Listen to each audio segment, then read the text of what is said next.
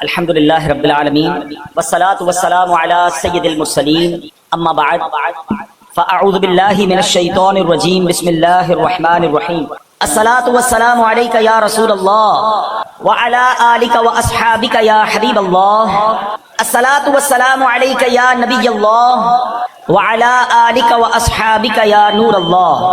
درود پاک پڑھنے کے بے شمار فضائل و برکات ہیں۔ مصطفیٰ جان رحمت، شمع بزم ہدایت، نوشہ بزم جنت، پیکر جود و سخاوت صلی اللہ تعالیٰ علیہ وسلم کی ذات پر درود پاک پڑھنا کب کب کہاں کہاں اور کیسے کیسے کام آئے، جب بھی پڑھتے ہیں سنتے ہیں تو ایمان تازہ ہو جاتا ہے۔ میں کچھ حدیثوں کا یوں سمجھیے نچوڑ، کچھ حدیثوں کا عطر آپ کے سامنے پیش کرتا ہوں، جس سے آپ کو اندازہ ہوگا کہ درود پاک کیسے کیسے کام آتا ہے۔ میں اگزامپل کے طور پر آپ کے لیے ایک یوں سمجھیے کہ ایک سوال پوچھنا چاہتا ہوں کہ ایک مسلمان ہونے کی حیثیت سے، بینگ اے مسلم، اگر آپ سے کوئی یہ کہے کہ آپ ایک لسٹ بنائیے کہ دنیا میں آپ کیا کیا چاہتے ہیں، مرتے وقت آپ کیا چاہتے ہیں، قبر میں آپ کیا چاہتے ہیں، محشر میں آپ کیا، ایک خیال ہے کہ لسٹ بنائے انسان کہ یار اگر میری ساری خواہشیں جو دنیا کی، مرتے وقت کی، آخرت کی ہوں تو وہ کیا ہوں گی، وہ ذہن میں رکھیے گا۔ اور اب میں آپ کو بہت ساری حدیثوں سے ایکسٹریکٹ کر کے ایک خوبصورت سا نچوڑ پیش کرتا ہوں۔ نبی پاک علیہ السلام کے فرمان کے مطابق آپ بیماری سے شفا چاہتے ہیں، آپ درود پاک، آپ روزی میں برکت چاہتے ہیں، آپ درود پاک پڑھیں، آپ قرضے میں ہیں اور قرضے سے نکلنا چاہتے ہیں، آپ درود پاک پڑھیے، آپ ٹینشن فری لائف گزارنا چاہتے ہیں، آپ درود پاک پڑھیے، آپ دنیا میں عزت چاہتے ہیں، آپ درود پاک پڑھیے، آپ دنیا کی ذلت و رسوائی سے بچنا چاہتے ہیں، آپ درود پاک پڑھیے۔ سنیے، مرتے وقت کلمہ پڑھنا چاہتے ہیں اور جاتے جاتے میرے آقا علیہ الصلوۃ والسلام کا دیدار کرنا چاہتے ہیں تو درود پاک پڑھیے۔ قبر میں منکر نکیرین کے سوالات میں ثابت قدمی چاہتے ہیں، درود پاک پڑھیے۔ محشر کے دن نبی پاک کے ہاتھوں جام کوثر چاہتے ہیں، درود پاک پڑھیے۔ پل صراط سے خیر سے گزرنا چاہتے ہیں، درود پاک پڑھیے۔ اور جنت میں آقا کے ساتھ جانا چاہتے ہیں، درود پاک پڑھیے۔ اور سنیے، مدینے جانا چاہتے ہیں، درود پاک پڑھیے۔ اور نبی پاک علیہ الصلوۃ والسلام کی خواب میں زیارت چاہتے ہیں، تب بھی درود پاک۔ اب مجھے بتائیے نا، یہ جتنی میں نے فضیلتیں بیان کی اس کے علاوہ اور کیا چاہیے؟ ایک مسلمان کو اور کیا چاہیے؟ عزت والی زندگی ہو، روزگار میں برکت ہو، پریشانیاں اور ٹینشنیں نہ آئیں، مصیبتوں سے نجات مل جائے، کلمے والی موت ملے، آقا قیامت کے دن ساتھ جنت میں لے جائے۔ Whatever I need in this دنیا اینڈ ہیئر آفٹر، یہاں اور وہاں کے لیے جو بھی میری نیڈز ہیں وہ ساری تو درود پاک پوری کر رہا ہے۔ میں نے جتنی فضائل بتائے نا، سب ہی فضیلت کے پیچھے کم و بیش حدیث پاک موجود ہے، یعنی نبی پاک نے سارے انعام خود بتائے ہیں فضائل درود میں۔ تو اتنا کمال کا وظیفہ ہے، مگر بدقسمتی یہ ہے کہ ہم میں سے بہت بڑی تعداد درود پاک نہیں، بہت کم پڑھتے، فضول باتیں، گپ شپ، جناب موبائل کے ساتھ گھنٹوں گزر جائیں گے مگر درود پاک کے لیے وقت نہیں۔ خدارا اگر آپ خوشگوار، پرسکون، مقبول زندگی گزارنا چاہتے ہیں تو اپنی زندگی میں درود پاک کو ایسا شامل کر لیں جیسے بریک فاسٹ، لنچ اور ڈنر نہیں چھوٹتا، ایسے درود نہیں چھوٹتا۔ پھر آپ دیکھیں آپ اس کو کیسا فائدہ مند پائیں گے۔ اللہ مجھے بھی اور آپ کو بھی کثرت کے ساتھ درود پاک پڑھنے کی توفیق دے۔ آج میں آپ کو کم و بیش 2500 سال پیچھے لیے اور ایک ایسی عشق بھری داستان سنتے ہیں جس کی مثال، بات ہے آلموسٹ 2500۔ ایک بادشاہ تھا جس کا نام طبہ تھا۔ یمن کا جو بھی بادشاہ ہوتا تھا اس کو طبہ کہتے تھے، اور جس بادشاہ کی میں بات کر رہا ہوں یہ طبہ اول تھا، پہلا تھا۔ یہ بادشاہ بڑا کمال کا بادشاہ، پوری دنیا کا اس نے سفر کیا، اور جہاں بھی جاتا اس جگہ پر وہاں کے 10 علماء کو اپنے لشکر میں شامل کر لیتے۔ اور چونکہ لشکر بہت بڑا تھا، لوگ کتنے تھے اس کے ساتھ؟ اس کے لشکر میں 1,30,000 گھڑ سوار تھے اور 1,13,000 پیدل چلنے والے، آلموسٹ 2.5 لاکھ لوگوں کو لے کے چلتا تھا۔ اور جب کسی شہر میں جاتا لوگ بڑی عزت سے دیکھتے، تعجب سے دیکھتے، اور وہ کیا کرتا، ہر شہر سے 10 علماء کلیکٹ کرتا ہوا آگے چلتا رہا۔ اینڈ آف دا ڈے اس کے پاس 4,000 علماء جمع ہو گئے، اس مذہب کے، اس وقت کے اہل کتاب کے، اپنی کتاب کا علم رکھنے۔ یہ گھومتے گھومتے گھومتے مکہ پاک میں جب مکہ شریف پہنچے تو مکے والوں نے اس کی کوئی آؤ بھگت نہ کی، کوئی اس کی جو ہے وہ خدمت نہ کی۔ تو اسے بڑا غصہ آیا کہ یہ کیسے لوگ ہیں، یہ مکے والے کیوں ایسے ہیں کہ ہمارے لشکر کا نہ استقبال کیا، نہ ہمیں کوئی اکرام دیا، نہ کوئی دعوت کی۔ تو اس کے ساتھیوں نے بتایا کہ مکے میں ایک گھر ہے جس گھر کا یہ لوگ طواف کرتے ہیں، اور اس گھر کی وجہ سے یہ اور کسی کو اتنی گھاس نہیں ڈالا۔ اب اس شخص نے سوچا، بادشاہ نے، کہ میں اس گھر کو ہی گرا دیتا ہوں، مکے والوں کو قتل و غارت گری کرتا ہوں، ان کو تباہ کرتا ہوں اور اس گھر کو ہی گرا دیتا ہوں۔ جیسے اس نے یہ سوچا، ہمیری بادشاہ بیمار ہو، اتنا شدید بیمار ہو گیا کہ اس کا علاج ہی نہ ہو. بڑے بڑے حکیم آئے, بڑے بڑے لوگ. بادشاہ کو کہ معاملہ کچھ اور لگا, یہ بیماری نہیں کچھ اور ہو گیا تھا. اب جو اس زمانے کے سمجھدار لوگ تھے انہوں نے کہا بات یہ ہے کہ یہ کعبہ جو ہے نا اللہ کا, جس نے بھی اس کو گرانے کے بارے میں سوچا نا اس کو پرابلم ہی آئی ہے. تم ایسا کرو یہ خیال اپنے دل سے نکال. ہماری بادشاہ نے توبہ کی کہ میں اس کعبے کو, اب جیسی اس نے یہ نیت کی تو اس کی طبیعت ٹھیک ہونی. بہرحال اب یہ قافلہ موو ہوا, اس بستی میں پہنچا جس کا اس زمانے میں نام مدینہ, مگر بعد میں وہ عاشقوں کی بستی. ہماری بادشاہ اپنے اس عظیم الشان قافلے کے ساتھ جب مدینے پہنچا, اس بستی میں پہنچا, کھجوروں والی بستی, چونکہ اس کے ساتھ 4000 علماء تھے. ان علماء نے اپنی کتابوں میں پڑھ کر بتایا کہ ہمیں آسمانی کتابیں وہیں کہ یہی وہ جگہ ہے جہاں نبی آخر الزماں ہجرت کر کے آئیں گے, اس کو اپنا مسکن بنائیں گے. یہ ان کی بعثت کے بعد ہجرت کی جگہ ہے. 400 علماء نے آؤٹ آف 4000 علماء میں, اس میں 400 علماء نے کہا ہم تو یہی رہیں گے, آپ نے جانا ہے تو جائیں. بادشاہ تھا بڑا کمال کا, اچھا نبی آخر الزماں یہاں آئیں گے. کہتا چلو میں اور ہم سب 1 سال انتظار کرتے ہوں. 1 سال سب کے سب مدینے میں رہے. مدینہ ابھی مدینہ بنا نہیں, نبی پاک دنیا میں تشریف لائے نہیں. یہ پیارے آقا علیہ الصلوۃ والسلام کی ولادت سے 1000 سال پرانا واقعہ ہے. اب کیا ہوا, 1 ایئر انہوں نے وہاں پر انتظار کیا. جب دیکھا کہ نبی آخر الزماں تشریف نہیں لائے تو بادشاہ نے کیا کیا, 400 علماء کے گھر بنائے. ان 400 علماء کو سامان دیا, ان کی شادی کروائی, اور ایک اور خوبصورت گھر بھی بنایا. ایک لیٹر لکھا. اللہ اکبر, ذرا دیکھیں یہ اس کے لیے خط لکھا جا رہا ہے جو ابھی بظاہر دنیا میں نہیں آئے ہیں. نبی پاک کے لیے اس بادشاہ نے خط کیا لکھا, جس کا مضمون یہ ہے, طبہ اول کی طرف سے نبی آخر الزماں کی خدمت میں یہ خط ہے. حضور اگر میں آپ کا زمانہ پاؤں گا, آپ کا خادم بنوں گا, آپ پر میں ابھی سے ایمان لاتا ہوں, کاش میں آپ کا زمانہ پاؤں, آپ کا خدمتگار بنوں. حضور اگر میں آپ کا زمانہ نہ پاؤں تو بروز قیامت مجھے بھول نہ جائیے گا. اللہ اکبر. یہ خط اس نے ان 400 علماء میں سے جو سب سے بڑے عالم دین تھے ان کو دیا. کہا دیکھو جب آپ کا آخری وقت آئے آپ اپنی اولاد کو دے دینا, اس کو بھی وصیت کرنا, اگر وہ بھی نبی پاک کا زمانہ نہ پائیں تو اگلے اپنی اولاد کو دے دینا. میرے بیچ اسلامی بھائیوں, یہ 400 علماء وہاں بس گئے. آپ جانتے ہیں یہ انصار صحابہ جو تھے نا مدینہ پاک میں, جن لوگوں نے نبی پاک کو ویلکم کیا تھا مکے سے تکلیف کے بعد جب صحابہ کرام اور میرے آقا نے ہجرت کی تھی, جن لوگوں نے میرے آقا کے لیے اپنے گھر کے دروازے کھول دیے, علماء بتاتے ہیں یہ انہی 400 علماء کی اولاد ہیں. یہ انصار صحابہ وہ بنے. سبحان اللہ. یہ خط ایک کے بعد ایک کے پاس ڈائیورٹ ہوتا گیا. اب وہ وقت آ گیا جب مدینے والوں کو پتا چل گیا کہ مکے میں نبی پاک تشریف لے آئے. اب انہوں نے مشورہ کیا ان انصاریوں نے کہ ایسا کرتے ہیں, یہ خط جو ہمیں طبہ اول بادشاہ نے تقریباً 1000 سال پہلے دیا تھا, اب کسی وفد کو بھیجتے ہیں جو جائے اور نبی پاک علیہ الصلوۃ والسلام کو یہ ان کا خط دے کر آ جائے. اب یہ خط لے کر ابو لیلہ, اس زمانے میں جو شخص تھا, اس کو بھیجا گیا. سبحان اللہ. ذرا الفاظ سنیے گا. ابو لیلہ جو ہے وہ نبی پاک علیہ الصلوۃ والسلام کی بارگاہ میں پہنچتا ہے. نبی پاک بنو سلیم کے قبیلے میں تشریف فرما تھے.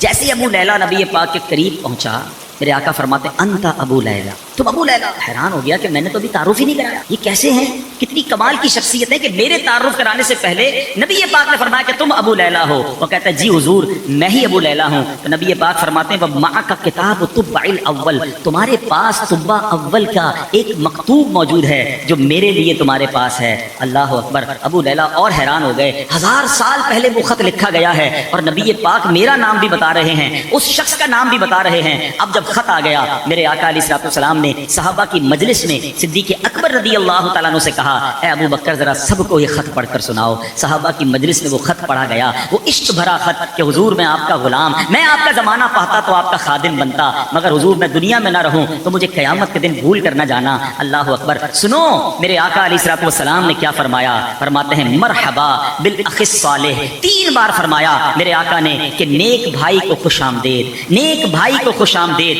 نبی پاک علیہ الصلوۃ والسلام نے اب ابو لیلہ انصاری کو مدینے واپس لوٹا دیا. ہے میرے بیچ اسلامی بھائیوں, اب ہجرت کی گھڑی آئی. نبی پاک مدینہ پاک میں داخل ہوئے. طلع البدر علینا کی صدائیں ہیں. میرے آقا علیہ الصلوۃ والسلام کا بھرپور استقبال ہوتا ہے. ہر صحابی چاہتا ہے حضور میرے گھر آئیں, میرے گھر کو شرف عطا فرمائیں, مجھے مہمانی اپنی عطا فرمائیں, میں ان کی میزبانی کروں. اللہ کے نبی کہتے ہیں میری اونٹنی جو ہے وہ حکم والی ہے, اسے معلوم ہے کدھر جانا ہے. اب نبی پاک نے حکم دیا یہ اونٹنی جہاں رکے گی وہی میرا ٹھکانہ ہوگا. ذرا تصور تصور تو کریں جب مدینے کی گلیوں میں وہ قصوہ نامی اونٹنی چلی ہوگی، ہر صحابی سوچتا ہوگا کاش میرے گھر کے باہر کاش یہ سعادت مجھے مل جائے۔ وہ اونٹنی گھومتے گھومتے اب کہاں رکتی ہے؟ سبحان اللہ، حضرت ابو ایوب انصاری رضی اللہ تعالیٰ عنہ کے مکان پر رکتی ہے۔ اے میرے میٹھے اسلامی بھائیوں، یہ تو آپ نے سنا تھا کہ سیدنا ابو ایوب انصاری میزبان رسول بنے، مگر آؤ میں آپ کو ایک اور حقیقت بتاتا ہوں۔ یہ وہی صحابی ہیں جو اسی عالم دین کی اولاد سے تھے جن کو نبی پاک کا گھر تحفے میں دیا گیا تھا کہ یہ والا جو مکان ہے نا، طبہ اول نے کہا تھا یہ میرے آقا کے لیے ہے، یہ انہیں پیش کرنا۔ سبحان اللہ، تو پتہ یہ چلا کہ نبی پاک سیدنا ابو ایوب انصاری کے مکان میں نہیں، اپنے ہی مکان میں جلوہ فرما تھے۔ یہ مکان خود نبی پاک کو گفٹ ہوا تھا۔ ابو ایوب انصاری جو ہیں گویا وہ مہمان تھے اور آقا میزبان ہیں۔ اعلیٰ حضرت امام اہل سنت کا مجھے وہ شعر یاد آ رہا ہے، آسماں خان زمین خان زمانہ مہمان، آسماں خان زمین خان زمانہ مہمان، صاحب خانہ لقب کس کا ہے تیرا تیرا۔ دنیا میں آج تک کوئی ایسی پرسنالٹی نہیں آئی کہ جس کے پیدا ہونے سے پہلے 1000 سال پہلے سے اس سے محبت کرنے والے، اس کا نام لینے والے، اسے گفٹ دینے والے، اس کا غلام بننے کی تمنا رکھنے والے لوگ ہوئے ہوں۔ ارے نبی پاک سے محبت تو خیر جبریل کو بھی ہے، حضرت آدم سے محبت کا ذکر چل رہا ہے، مگر پیارے آقا علیہ الصلوۃ والسلام کے مدینے کو ابھی نبی پاک نہیں آئے، اپنا مسکن بنا لینا، اس مدینے کو چھوڑ کر نہ جانا۔ اللہ اکبر، دنیا میں کوئی ایسا شہر نہیں کہ جہاں 1000 سال پہلے سے مکین کی آمد سے پہلے مکان آباد کیا جا رہا ہو۔ یہ ہے میرے آقا علیہ الصلوۃ والسلام کی شان۔ اللہ کریم ہمیں نبی پاک علیہ الصلوۃ والسلام سے سچی محبت اور ان کی سچی غلامی عطا فرمائے۔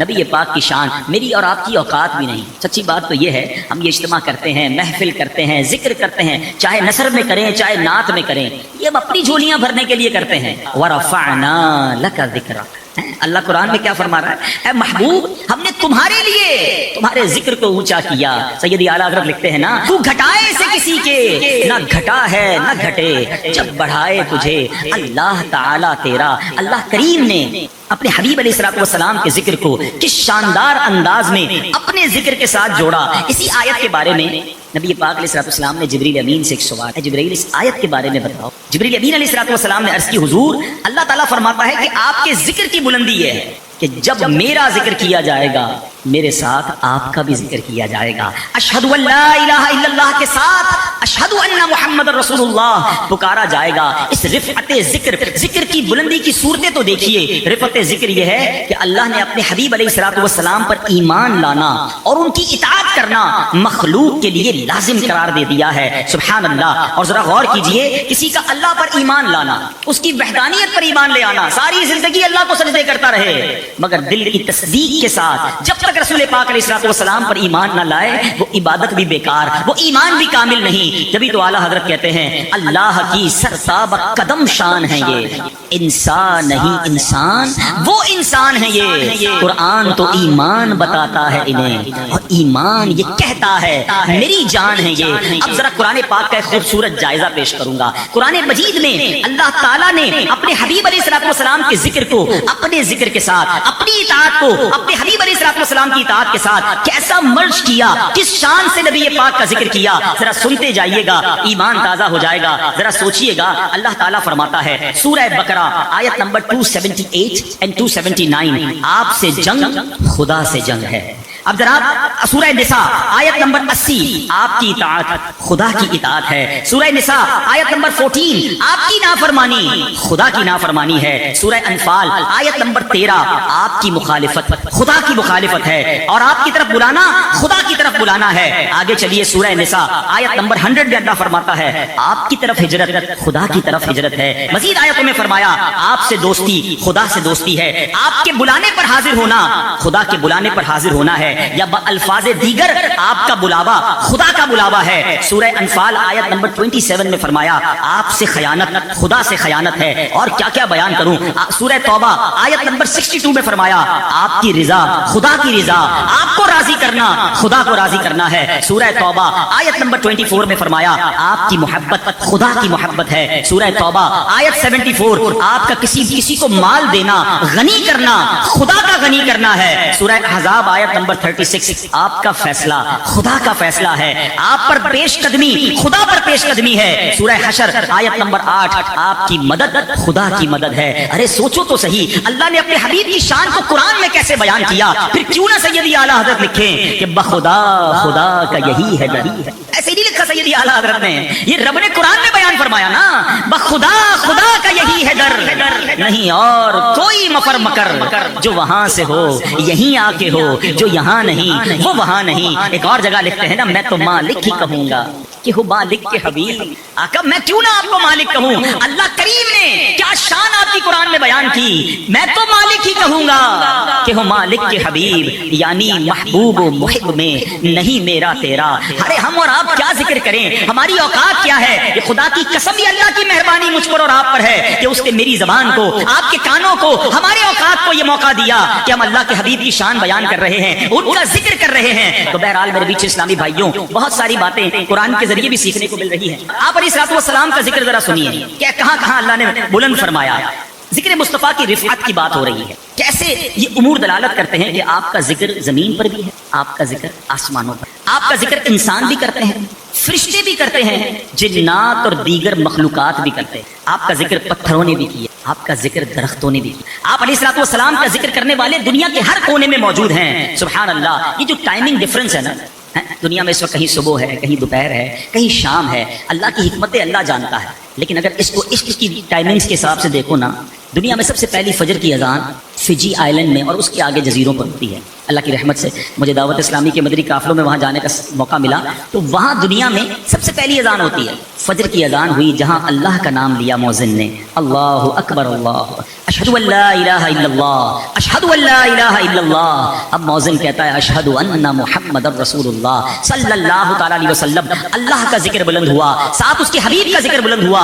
ابھی کچھ منٹ گزرے تو جناب اب آسٹریلیا میں اذان شروع ہو گئی۔ اب جناب آگے چلتے جائیں تو فار ایسٹ کے مختلف ملکوں میں نماز کا وقت شروع ہوا۔ یہ ٹائمنگ ایک ایک دو دو تین تین منٹ کا آپ نے دیکھا ہوگا۔ کراچی سے حیدرآباد کا فرق، حیدرآباد سے میرپور خاص، پھر سکھر، آگے جائیں پنجاب، پھر خیبر پختونخوا، ہر لمحے، ہر سیکنڈ، ہر منٹ دنیا میں کہیں نہ کہیں اذان ہو رہی ہے۔ وہ فجر کی اذان چلتے چلتے ابھی پاکستان نہیں پہنچی، وہاں ظہر کی اذان کا وقت ہو گیا۔ وہ ظہر کی اذان آگے بڑھی تو عصر کا وقت ہو گیا۔ دنیا کے کونے کونے میں اللہ نے اپنے حبیب کے ذکر کو بلند کرنے کا وہ انتظام کیا۔ کون سا لمحہ ہے جب نبی پاک کا ذکر اس دنیا میں بلند نہیں ہو رہا؟ وَرَفَعْنَا لَكَ ذِكْرَكَ، کیسا رب نے ذکر بلند کیا۔ ارے یہ تو صرف اذان کی بات ہے، مجھے بتاؤ قرآن کہاں نہیں پڑھا جاتا؟ ہر وقت دنیا میں لاکھوں لوگ قرآن پڑھ رہے ہوتے ہیں۔ میں نے آپ کو قرآن کی آیتیں ہی تو سنائی ہیں، جگہ جگہ رب نے نبی کی شان بیان کی ہے۔ کہیں یاسین کہا ہے، کہیں طٰہٰ کہا ہے، کہیں رحمت للعالمین کہا ہے، کہیں بشیر و نذیر کہا ہے۔ تو گویا اللہ تعالیٰ نے تلاوت قرآن کے ذریعے اپنے حبیب کے ذکر کو بلند کیا۔ اور آگے چلیں درود پاک، سبحان اللہ، لاکھوں زبانیں ہر وقت تر ہیں، اللہ اکبر، ہر طرف نبی پاک کا ذکر خیر رب نے کیسا بلند کیا۔ صبح قیامت تک کا یہ انتظام ہے، اور یہ تو انسان کر رہے ہیں، فرشتے۔ ان اللہ وملائکتہ یصلون علی النبی، یہ لفظ یصلون کیا بتا رہا ہے؟ اللہ اور اس کے فرشتے اس غیب بتانے والے نبی پر درود بھیجتے ہیں۔ علماء بیٹھے ہیں، یصلون کا جو لفظ ہے، جو عربک گرامر جانتے ہیں وہ جانتے ہیں کہ یہ لفظ کنٹینیو ورب پر، مسلسل کسی کام پر دلالت کرتا ہے۔ حضرت آدم کو فرشتوں نے یقیناً سجدہ کیا تھا، مگر once in a lifetime, ایک بار سجدہ ہوا۔ آؤ میں بتاتا ہوں آدم کے آقا کی شان کیا ہے، کہ مسلسل اللہ کے فرشتے اور خود رب عز و جل اپنے حبیب پر درود بھیج رہا ہے۔ اللہ درود بھیجتا کیسے ہے؟ اپنی رحمت نازل کرتا ہے، فرشتے درود بھیج رہے ہیں، دعائیں کر رہے ہیں، اے اللہ ہمارے آقا و مولا پر رحمت نازل فرما۔ تو یہ شان میرے رب نے اپنے حبیب کی بلند کی۔ اور کیا خوبصورت بات اعلیٰ حضرت کہتے ہیں، عرش پہ تازہ چھیڑ چھاڑ، فرش پہ طرفہ دھوم دھام، کان جدھر لگائیے تیری ہی داستان ہے۔ اللہ اکبر، سبحان اللہ، یہ شان میرے آقا علیہ الصلوۃ والسلام کی ہے۔ میں آپ کو تقریباً 1450 سال پہلے کی ایک اوپن ہارٹ سرجری، اور ایک نہیں ہوئی، دو نہیں ہوئی، 4 بار ہوئی، اور یہ معجزہ ہے میرے آقا علیہ الصلوۃ والسلام کا، جس کو شق صدر کہا جاتا۔ نبی پاک علیہ الصلوۃ والسلام کے سینہ اقدس کو کھولا گیا، چیرا گیا، اور دل انور کو باہر نکالا گیا، مزید نور کی بارش کی گئی، اور واپس جب سینہ اقدس کو سیا گیا نہ کوئی تکلیف تھی۔ اعلیٰ حضرت کہتے ہیں تو جو چاہے میل میرے دل کے دھلیں، آقا تو جو چاہے تو ابھی میل میرے دل کے دھلیں، کہ خدا دل نہیں کرتا کبھی میلا تیرا۔ حضور آپ کا دل تو نورانی ہے۔ اب ادھر بھی نگاہ فرما دیں، ایک اور جگہ اعلیٰ حضرت لکھتے ہیں نا، ایک دل ہمارا کیا ہے آزار اس کا کتنا. آقا ہمارے دل کی کیا حیثیت ہے, اس کی اوقات ہی کچھ نہیں ہے. آپ تو وہ ہیں جب چلتے ہیں تو اشارہ فرمائیں تو مردے زندہ کر دیتے ہیں. حضور اس مردہ دل پر بھی نگاہ فرما دیں, اسے بھی زندہ کر دیجئے. ایک دل ہمارا کیا ہے, آزار اس کا کتنا, تم نے تو چلتے پھرتے مردے جلا دیے ہیں. تو بہرحال اب جو میسج ہے, جو سمجھنے والی بات ہے, قلب مصطفیٰ صلی اللہ تعالی علیہ وسلم کا ذکر ہو رہا ہے. اب اپنے دل پر غور. ہمارا دل صاف ہے, ہمارا دل برائیوں سے پاک ہے. آج کل بڑی امپورٹنس دی جاتی ہے ہارٹ ڈیزیزز کو. لوگ ڈسکس کرتے ہیں, جم جاتے ہیں, ورزش کرتے ہیں, یار کولیسٹرول نہیں بڑھنا چاہیے, بلڈ پریشر پراپر رہنا چاہیے, شوگر کا معاملہ سیدھا رکھنا ورنہ ہارٹ پرابلم ہو جائے گی. یہ ہارٹ پرابلم کیا کر لے گی؟ اینڈ آف دا ڈے کسی کو ہارٹ اٹیک ہو جائے, اللہ نہ کرے ہارٹ فیل ہو جائے, تو انسان مر جاتا ہے. علاج کرنا چاہیے, اپنے دل کا خیال رکھنا چاہیے. لیکن یہ جو بیماری میں بتانے جا رہا ہوں نا, دل کی کچھ بیماریاں اکثر لوگوں میں پائی جاتی ہیں, نہ جس کے بارے میں کسی کو معلوم ہے, نہ کوئی ڈائگنوز کرنے کے لیے تیار ہے, نہ کوئی علاج ڈھونڈتا ہے. حالانکہ یہ وہ بیماریاں ہیں کہ دل میں آ جائیں تو انسان وہ ایمان سے ہاتھ دھو. میں صرف 2 بیماریوں کا ذکر کرتا ہوں کیونکہ وقت کم ہے, ورنہ یہ پوری ڈیٹیل ہے کتابوں میں کہ انسان وہ بیماریوں کے بارے میں جانے, اس کا علاج کرے, اس سے بچائے اپنے آپ کو, ورنہ اعمال بھی برباد ہو جاتے ہیں, ایمان بھی برباد ہو سکتا ہے. ایک بیماری وہ ہے جس کے بارے میں میرے آقا علیہ الصلوۃ والسلام بدگمانی, بدترین جھوٹ ہے, اس کو کہتے ہیں نیگیٹو اپروچ.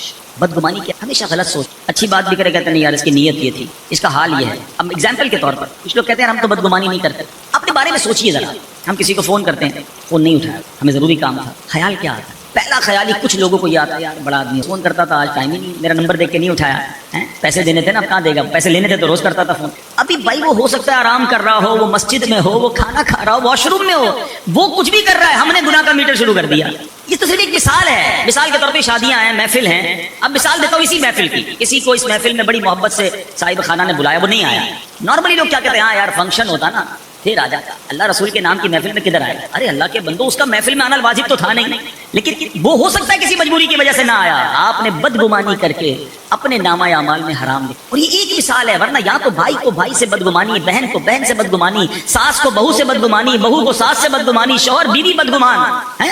گھر میں بیچاری کوئی بہو نیک بن جائے تو اس نے مدنی چینل ہی دیکھ لیا, کوئی وظیفہ ہاتھ میں لے آ گیا, تسبیح پہن کے پڑھ کے درود پڑھ رہی ہے, تو ساس کہتی لگتا ہے میرے لیے کوئی وظیفہ لے کر آئی, میرے لیے لگتا ہے پڑھ پڑھ کے پھونک رہی ہے, میرا بیٹا اپنا بنا لے گی. وہ اللہ رسول کا ذکر کر کے جنت کما رہی ہے, اور تم بدگمانی کر کے اپنے نامہ اعمال میں گناہ لکھوا رہے ہیں. یعنی یہ میں مثال دے رہا ہوں. کاروباری لوگ ہوتے ہیں, اب نارملی دکانیں قریب قریب ہوتی ہیں, مارکیٹ ایک ہوتا ہے, اچھا خاصا بیچارہ ایک دکاندار نمازی بھی ہے, سر پہ ٹوپی بھی لگاتا ہے, دکان پہ کچھ قرآن بھی پڑھتا ہے. یہ لگتا ہے وظیفہ اسی لیے کر رہا ہے, میری دکان بند ہو جائے, اس کی دکان چل جائے. وہ قرآن پڑھ کے جنت کما رہا ہے, تم بدگمانی کر کے گناہ کما. اچھا بدگمانی کے ساتھ ہی ایک اور بیماری ہے, وہ بھی بڑی ڈینجرس. یہ دونوں تقریباً ساتھ ساتھ ہی ہو جاتی ہیں, ٹھیک ہے. اور وہ بیماری ہے حسد. سارے اعمال کو آگ لگانے والا کام جو ہے نا وہ حسد ہے. اب غور کریں کہ ہمارا حال کیا ہے. کوئی بندہ روزے بھی رکھ رہا ہے, نمازیں بھی پڑھ رہا ہے, صدقہ خیرات بھی کرے, اور جناب حسد بھی کرے, اور پھر اپنے اعمال کو خود ہی آگ لگا دے, تو بتائیے پھر کیا کیا اس نے. لیکن آج کون ہے جو حسد سے فارغ ہے؟ ایسا لگتا ہے کہ دوستوں میں بھی حسد ہوتا ہے. اچھا بیٹھے گے بھی ساتھ, کھانا پینا بھی ساتھ کھایا ہے, ایسے مسکرا کے مل رہے ہوں گے, لیکن کوئی بتائے نا یار پتہ چلا اس نے نئی گاڑی لی ہے, ہاں جناب سود کے پیسے, اللہ نے اس کو گاڑی دی, تمہیں ٹینشن شروع ہو گئی. کسی کو ترقی ملے, ساتھ نوکری کرنے والے کسی کی تنخواہ بڑھ جائے, اس کی چاپلوسی کرتا ہے نا, اس لیے حسد بری بلا ہے. اچھا یہ حسد اور بدگمانی جس کے بھی دل میں ہے نا, اس نے اپنا سکون تو ختم کر دیا, وہ بے سکون رہتا ہے. ہمیں لوگ ملتے ہیں کہتے ہیں یار نیند نہیں آتی, میں بہت سوچتا رہتا ہوں, رات بھر سوچتا رہتا ہوں. جس کو بھی نیند نہیں آتی نا, جس کو بھی سکون کم ہو گیا ہے, جس کا دماغ بس چلتا ہی رہتا ہے, وہ چیک کر لے. عموماً ایسا ہوتا ہے اس کو کسی سے حسد ہو گیا ہے یا کسی کے ساتھ بدگمانی اس کے دل میں. اگر آپ پرسکون رہنا چاہتے ہیں, ریلیکس رہنا چاہتے ہیں, لوگوں کی ترقی میں خوش ہونا, کوئی کہنا یار اس کو عزت مل گئی, اللہ اسے اور عزت, یار وہ بڑا پیسے والا ہو گیا, اللہ اسے اور برکت دے. ابھی شہرت سے حسد ہو جاتی ہے, یار میرے محلے میں اس کو کوئی نہیں جانتا تھا, آج ساری دنیا میں مشہور ہو گیا, اللہ دے رہا ہے اسے عزت, تمہیں کیا پرابلم ہے؟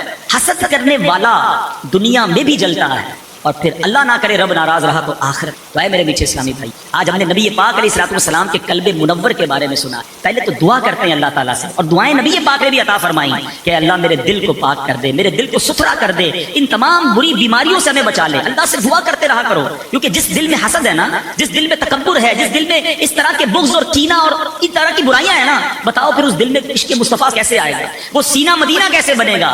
اگر اپنے دل کو یادگار مدینہ بنانا ہے, دعا کرتے ہیں نا رہیں ان کے جلوے بسے ان کے جلوے میرا دل بنے یادگار مدینہ. تو دل کو صاف بھی تو کرے نا, تو دعا بھی کرے اور اپنے آپ کو چیک کریں کہ ہمیں کسی سے اگر حسد ہو گیا ہے, کسی کے بارے میں بدگمانی ہے, اس کو دور کریں, ورنہ اس کا کچھ نہیں جانا آپ کا ہی ہے, اعمال آپ ہی کے برباد ہونے ہیں. اللہ مجھے بھی صاف دل عطا فرمائے, آپ کو بھی نصیب فرمائے, قلب سلیم عطا فرمائے. الحمدللہ ایسی پیاری باتیں دعوت اسلامی کے مدنی ماحول میں سکھائی جاتی ہیں. ایسے بیانات اگر آپ مزید سننا چاہتے ہیں تو مدنی چینل دیکھتے رہیں, انشاءاللہ بہت کچھ سیکھنے کو ملے گا. اللہ پاک عمل کرنے کی توفیق عطا فرمائے. صلو علی الحبیب صلی اللہ